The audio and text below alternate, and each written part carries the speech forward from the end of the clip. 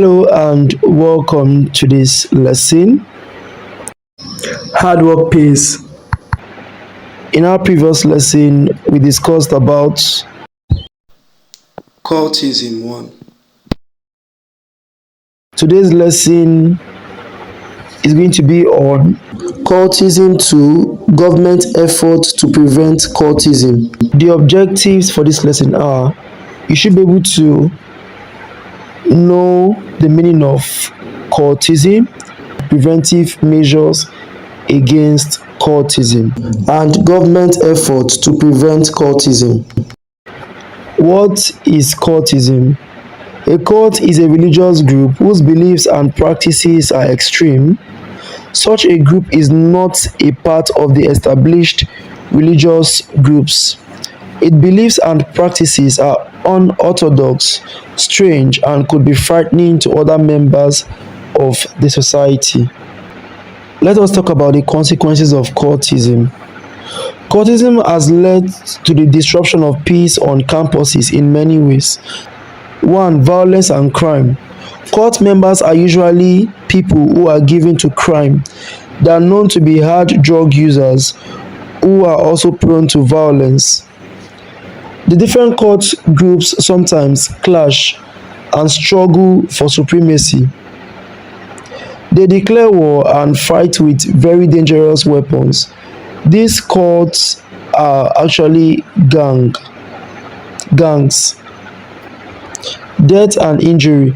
Now, when cult groups become violent, they kill members of rival groups and even students and staff who are not members of any gang. Many people get injured in their attempts to seek safety. Some people get killed by members of their own group for violating the laws of the group.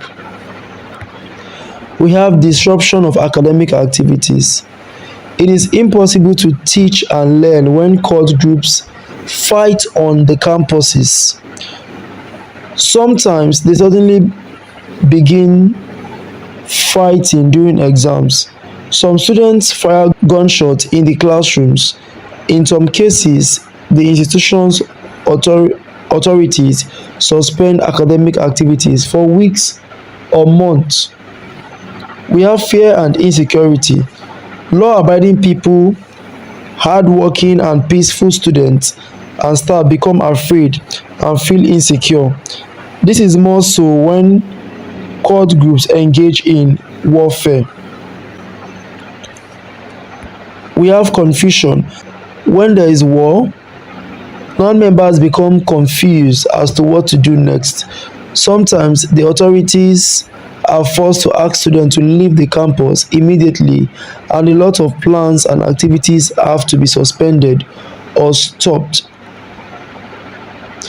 This will then have a ripple effect on other segments of the society.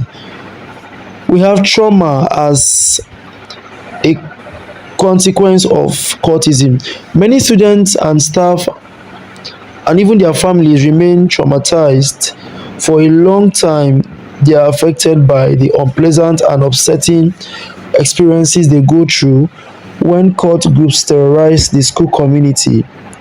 The family members of those who are killed are left to bear their loss. We have loss of property. Cult groups usually destroy property, apart from killing people for reasons that are not apparent to normal people. We have wickedness in the society. Cultism promotes wickedness in the society. By the time campus cult members become mature adults, they get hardened and very wicked, not having feelings for their fellow men and women. Another consequence here is expulsion and rustication. When students are found to be members of cults, they get expelled from school. Now let us see the preventive measures against cultism. Cultism has been a source of concern to Nigeria's higher institutions of learning and the entire society at large. Now, here we have Parents should bring up their children properly. They should not leave their job for the school. When a child is trained properly, when he grows up, he will adhere to what he has learnt. Parents should be serious about giving their children and words sound religious and moral education that will help them. Parents should monitor their children closely. They should seek help when they discover that their children are behaving strangely. Another preventive measure here is authorities of tertiary institutions should admit the number of students they can manage. Government should make very stiff laws against cultism and ensure such laws are enforced. And finally, all groups and associations on campuses should be made to register formally with the institutions. Their purposes, manner of operation, and other details should be clearly stated. The school's authorities should ensure that the recognized and registered groups hold their meetings in public places in broad daylight. Now, let us talk about the government efforts to prevent cultism. Here we have the federal government has enacted laws prescribing secret cults, secret groups, and secret societies in tertiary institutions in Nigeria. Another government effort here is that it has become compulsory for new students in tertiary schools in Nigeria to commit themselves to an undertaking not to join any secret group. Tertiary institutions have been mandated by government to prosecute students found guilty of cult-related activities. 4. Government mandates schools to expel students who are guilty of cult-related activities. 5. Government runs